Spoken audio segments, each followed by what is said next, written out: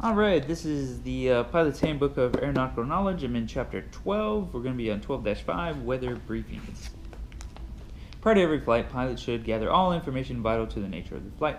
This includes an appropriate weather briefing obtained from a specialist at a FSS, AFSS, or NWS.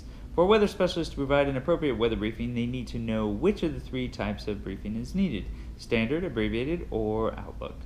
Other helpful information is whether the flight is visual flight rules, VFR, or IFR, aircraft identification and type, departure point, estimated time of departure, ETE, flight altitude, route of flight, destination, and estimated time en route. This information is recorded in the flight plan system, and a note is made regarding the type of weather briefing provided. If necessary, it can be referenced later to file or amend a flight plan. It is also used when an aircraft is overdue or is reported missing. Standard briefing. A standard briefing is the most complete report and provides the overall weather picture. This type of briefing should be obtained prior to the departure of any flight and should be used during flight planning. Standard briefing provides the following information in sequential order if it is applicable to the route of flight. Adverse conditions. This includes information about adverse conditions that may influence a decision to cancel or alter the route of flight. Adverse conditions include significant weather such as thunderstorms or aircraft icing, or other important items such as airport closings. VFR flight not recommended. If the weather for the route of the flight is below VFR minimums, or if it is doubtful the flight could be made under VFR conditions due to the forecast weather, the briefer may state that VFR is not recommended. It is the pilot's decision whether or not to continue the flight under VFR, but this advisory should be weighted carefully.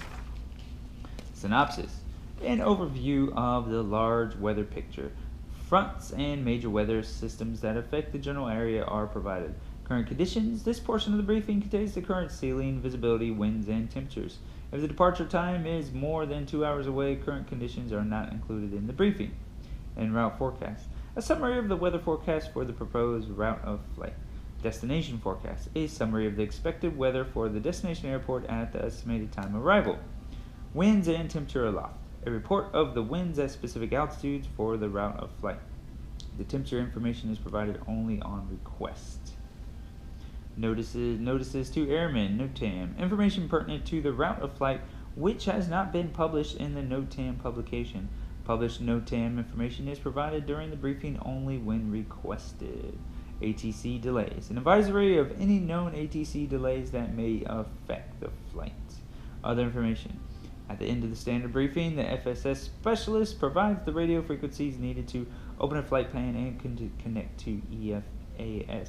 Any additional information requested is also provided at this time. Abbreviated briefing. An abbreviated briefing is a shortened version of the standard briefing. It should be requested when a departure has been delayed or when the weather information is needed to update the previous briefing.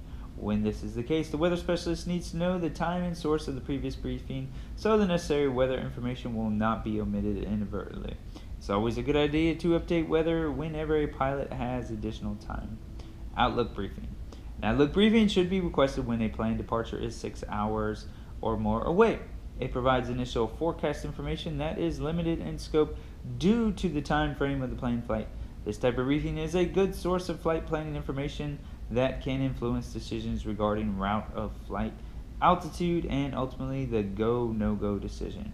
Prudent pilot requests a follow-up briefing prior to departure, since an outlook briefing generally only contains information based on weather trends and existing weather in geographical areas at or near the departure airport. A standard briefing near the time of departure ensures that the pilot has the latest information available prior to the flight. We'll hold off there. There was a 12-5 and 12-6. That was your weather briefings. See ya.